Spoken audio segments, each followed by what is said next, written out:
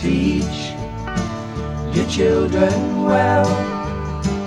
Their father's hell did slowly go by.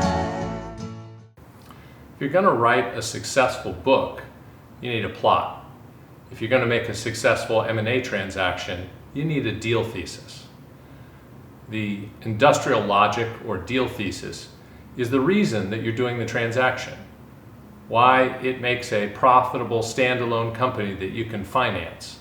That would mean you're a financial buyer. Or why it fits hand in glove with a company that you own, product line that you're trying to expand, an area you're trying to get into, or an area you're trying to move away from, which means you're a strategic buyer or seller. All of this factors into what's your thesis for the deal? Why are you doing it? And you need to share this thesis with the members of your team if you want to have the result that you're hoping for. Let's hear what our experts have to say on this subject.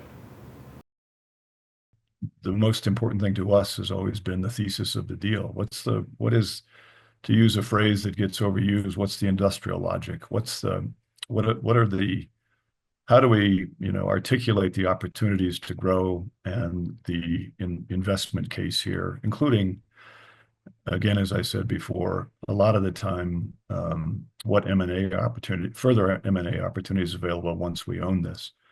So the clear starting point was always, in our business, what's the thesis? How do we grow? How do we make money on the equity?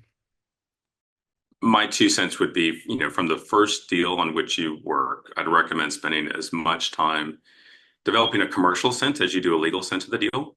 Really take the time to learn what your client's intent is and try as best as you can to put that first.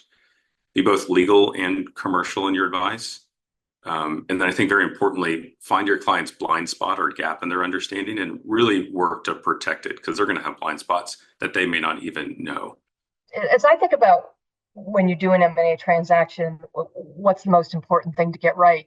There are really two that I have to say I think are equally important.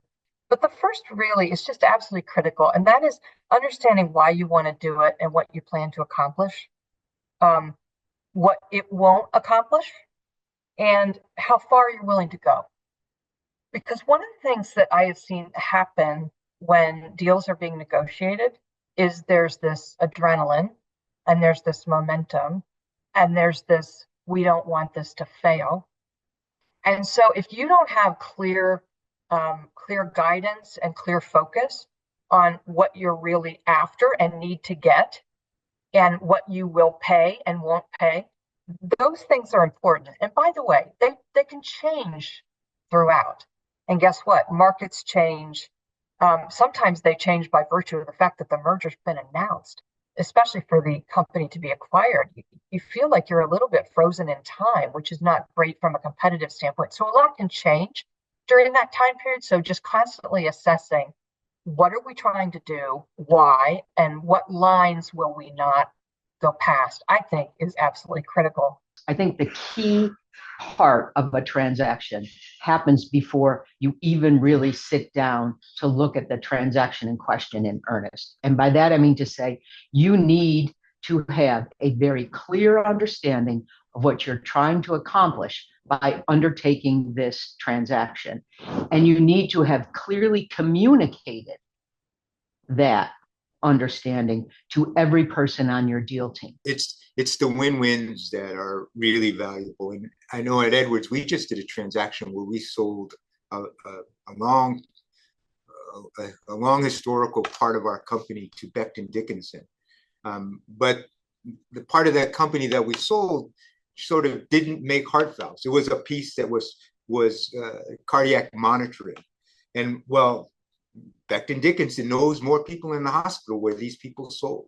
They have more products that were directly connected to it. When you use the critical care Edwards product, likely the outcome was to then, if there was a problem, use the Becton Dickinson product to solve the problem. So it was just better integrated over there. It made more business sense for that unit to be over there, and we got to a win-win. We think they're going to be entirely successful with that product. And we're going to be able to focus in a different way. Our manufacturing costs are going to go down just because it was so different than the heart valves we manufacture. So win-wins are the sort of gems of this industry. A lot of deals are done through auction process now. So you're competing against a number of other bidders, and you've got to find some value in that acquisition that maybe another bidder doesn't find, sort of the blue sky. But I think it's more than that, because you've always got to find some upside to a business. Either you think there's going to be more substantial growth in the product line you're going to buy, or it's going to allow you to get in and expand into other areas that you haven't been involved in. One of the keys to being successful is integrating the business that you're acquiring into your business. We had a large Boston law firm who represented us over the years, more than one, but there was a partner at one of those firms in particular who, the first hour on his agenda every time we called to sign up for what was going to be another, difficult time in the trenches to get something done and compete effectively for it, was, why do you want to do it? What's the theory of the case? What's your thesis? How do you plan to make money on the equity? So I think the distinctive thing was stepping up at the very beginning and saying, I'm an advisor, I'm a lawyer, I'm not the person who's going to commit the capital, but I need to know before we begin why you want to do this and what your objectives are, so I can help you get to the right place from a legal and other perspective. Having an acute knowledge of what the client wants makes you better at trading things off, knowing what we care deeply about, what we don't care about. And I think knowing the lay of the land is essential. A lot of times it's just a financially driven transaction, right? Can I improve my top line quickly? Can I achieve some synergies that move my margins? But perhaps I think in the better deals, it's, hey, this is an important piece for the long term for our company to have these capabilities. Mergers and acquisitions and divestitures are important in my view because of the significance to the company. They are many times bet the company propositions. They are difficult for many reasons. First of all, is it the right decision for the company? And I think about the AT&T Time Warner merger that actually the government opposed, but actually the AT&T won the battle. And then 3 years later, they had to divest. They divested themselves from Time Warner and sold them to Discovery and cost their shareholders $47 billion. So you got to make sure that the deal is the right deal for the company. You have to have that thesis. You have to have unanimity at your board and senior management that that's the thesis you're working with. And you have to clearly communicate it to every key member of your team.